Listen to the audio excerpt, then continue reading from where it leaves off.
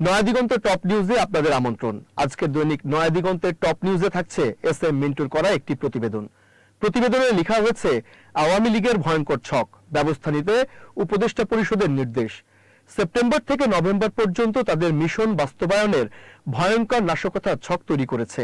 তারা রাজধানীর বিভিন্ন স্থানে প্রথমে ব্যাপক হারে ঝটিকা মিছিল দিয়ে মিশন শুরু করতে চায়। চলুন জেনে নেই এই নিউজের বিস্তারিত।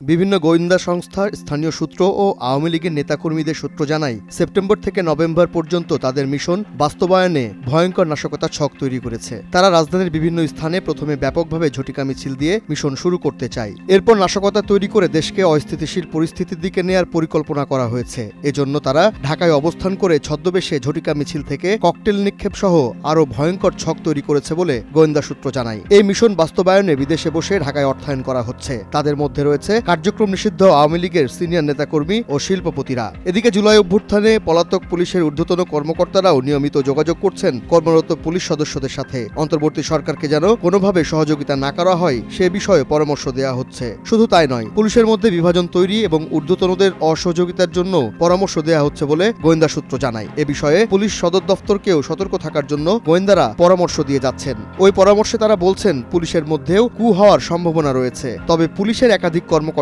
বলছেন কু হওয়ার কোনো সম্ভাবনা দেখছি না। এ ব্যাপারে সর্বোচ্চ সতর্কতা অবলম্বন করা হচ্ছে। বিদেশে বসে পরিকল্পনা। একাধিক সূত্র জানায়, আওয়ামী লীগের যেসব নেতাকর্মী দেশের বাইরে রয়েছে, বিশেষ করে ভারতে যারা অবস্থান করছেন, তারা আপাতত দেশে প্রবেশ করবেন না। এর কারণ তারা সেখানে অর্থের বিনিময়ে ভালো অবস্থানে রয়েছে। তারা দলকে অর্থ সরবরাহ করছেন। পতিত আওয়ামী লীগের আমলে বিপুল টাকার মালিক হয়ে যাওয়ায় দেশে এসে জেল খাটতে রাজি নয়। দীর্ঘ 16 বছর ক্ষমতায় থাকাকালীন অনেকে শত শত কোটি টাকার মালিক হয়ে আরামায়েশে থাকায় জেলের ঘানি টানতে রাজি নয়। এজন্য তারা বাংলাদেশে অবস্থান করা নেতাকর্মীদের অর্থ সরবরাহ করছে সাংগঠনিক কার্যক্রম চালাতে। তাদের মধ্যে রয়েছে পুলিশ কর্মকর্তা ও ব্যবসায়ী থেকে শিল্পপতি। ঢাকার বাইরে এসে কার্যক্রমে অংশ। গোয়েন্দা সূত্রগুলো বলছে, আওয়ামী লীগের নেতাকর্মীরা নিজ নিজ এলাকায় ঝটিকা মিছিল বা সাংগঠনিক কার্যক্রমে অংশ নিতে রাজি না। তারা সামাজিক যোগাযোগ মাধ্যম টেলিগ্রাম ও হোয়াটসঅ্যাপ এবং মেসেঞ্জারে কথোপকথনের মাধ্যমে এরই মধ্যে সিনিয়র নেতাকর্মীদের উদ্দেশ্যে ক্ষোভ প্রকাশ করে বলেন, দলের হয়ে সুবিধাভোগের পর বিদেশে গিয়ে আরামায়েশে থাকছেন, অথচ দেশে যারা রয়েছে তারা দৈন্যদশায় জীবনযাপন করছেন, এলাকায় থাকতে পারছেন না। বাড়ি বাড়ি গিয়ে আইনশৃঙ্খলা রক্ষাকারী বাহিনী রেড দিচ্ছে।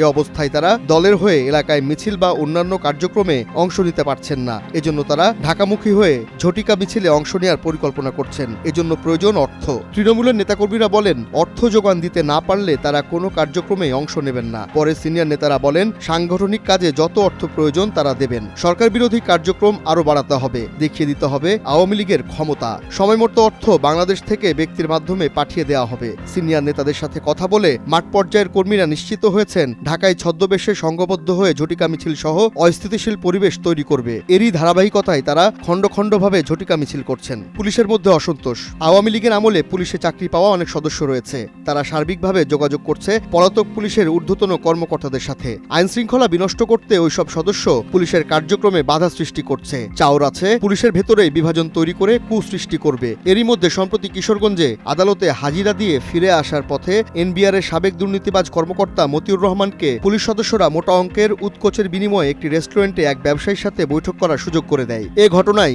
পুলিশ জানতে পেরে তদন্ত কমিটি গঠন করে। এরপর ঘটনার সত্যতা পেলে এক এসআই সহ 11 জনকে বরখাস্ত করা হয়। গোয়েন্দাদের ধারণা, বিদেশে থেকে পুলিশের পলাতক ঊর্ধ্বতনদের নির্দেশেই মতিউরকে সুযোগ দেওয়া হয়। মতিউরের সীমাহীন দুর্নীতির টাকায় ভয়ঙ্কর পরিকল্পনা থাকতে পারে। আলোচনায় সেনাবাহিনী। টেলিগ্রাম গ্রুপে আওয়ামী লীগের সিনিয়র নেতারা সেনাবাহিনীর ভূমিকা নিয়ে আলোচনা করেছেন। একাধিক সূত্র জানায়, আওয়ামী লীগ চায় যেন সেনাবাহিনী ব্যারাকে ফিরে যায়। সেনাবাহিনী মাঠে না থাকলে পরিস্থিতি ঘোলাটে করতে সুবিধা হয়। আওয়ামী লীগ সেপ্টেম্বর থেকে নভেম্বর পর্যন্ত আরো বেশ কিছু কার্যক্রম হাতে নিয়েছে। ওইসব পরিকল্পনা ভেস্তে যেতে পারে, এই আশঙ্কা খোদ দেশে থাকা তৃণমূল নেতাকর্মীদের। গোপালগঞ্জে এবং কাকরাইলে সেনাবাহিনীর সাম্প্রতিক ভূমিকার কারণে যে কোনো মিছিল বা নাশকতা করতে চাইলে বড় বাধা হয়ে দাঁড়াবে সেনাবাহিনী। এজন্য সেনাবাহিনী মাঠে থাকলে বড় কোনো অস্থিতিশীল পরিকল্পনা বাস্তবায়ন করতে পারবে না বা ঘটাতে ব্যর্থ হবে। থামানো যাচ্ছে না নিষিদ্ধ আওয়ামী লীগের ঝটিকা মিছিল। কার্যক্রম নিষিদ্ধ আওয়ামী লীগ ও এর অঙ্গ সংগঠনদের নেতাকর্মীদের ঝটিকা মিছিল যাতে হতে না পারে সেজন্য রাজধানীর সব থানায় কড়া নির্দেশনা দিয়ে রেখেছে ডিএমপি সদর দপ্তর। বিশেষ করে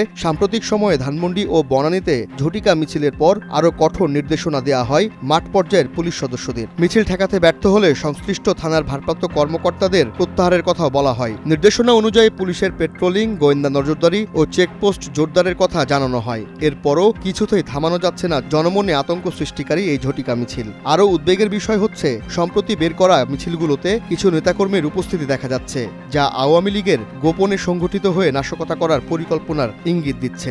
সবশেষ গত শুক্রবার জুমার নামাজের পর তেজগাঁওয়ের নাবিস্কো এলাকায় ঢাকা মহানগর উত্তর আওয়ামী লীগের ব্যানারে বড় মিছিল বের করা হয়। তখন তেজগাঁও কলেজের ছাত্রলীগের নিয়ামুল হাসান নামের একজনকে আটক করা হয়েছে। আর দুপুরের মিছিলের ঘটনায় সন্দেহভাজন 4 জনকে আটক করে জিজ্ঞাসাবাদ করছে পুলিশ। শুধু তাই নয়, ধানমন্ডি এলাকায় আবারও শুক্রবার কয়েকশো নেতাকর্মী বিক্ষোভ মিছিল করেছে। বেলা 2টার দিকে তেজগাঁওয়ের মিছিলে হাজারখানেক লোক শেখ হাসিনা, শেখ হাসিনা, শেখ হাসিনা আসবে, বাংলাদেশ হাসবে, জয় বাংলা, জয় বঙ্গবন্ধু, হটা ইউনিস বাঁচাও দেশ এসব স্লোগান দিয়ে বিক্ষোভ মিছিল করতে থাকে। দ্রুত সময়ের মধ্যে তারা তিব্বত এলাকার দিকে গিয়ে সটকে পড়ে। এ সময় ব্যানারে শেখ হাসিনা আসবে, বাংলাদেশ হাসবে ও ঢাকা মহানগর উত্তর আওয়ামী লীগ লেখা ছিল। মিছিলে অংশ নেওয়া আওয়ামী লীগের নেতাকর্মীরা জানিয়েছেন, ঘরে বসে থাকলেও বাঁচার সুযোগ নেই, তাইলে আর ঘরে থেকে লাভ কি?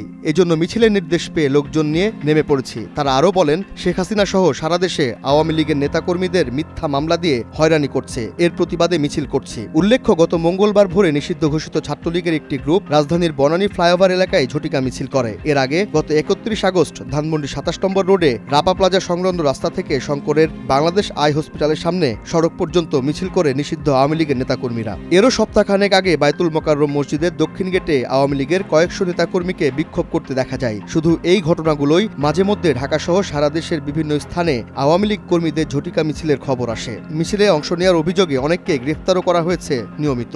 আওয়ামী লীগের ঝটিকা মিছিলের বিরুদ্ধে ব্যবস্থা নিতে উপদেষ্টা পরিষদের নির্দেশ।